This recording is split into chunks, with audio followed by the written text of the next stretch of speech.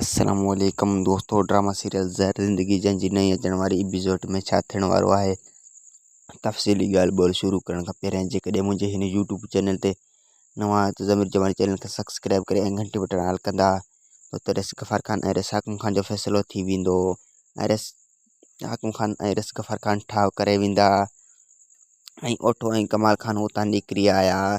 कमदार जे मथां फायर करे ऐं हू निकिरी आया ऐं उन्हनि खे रबनि वाट ॾेई छॾियो ऐं हाणे रबनि उन्हनि जो अघु वठींदो ऐं हाणे उन्हनि जे पोयां पवंदो। रबनि हाणे उन्हनि खे मारे छॾींदो छो जो हू ॿेले में ॿिर मां हाणे ॿाहिरि निकिता आहिनि। हाणे रबनि उन्हनि खे माफ़ु कॾहिं कोन कंदो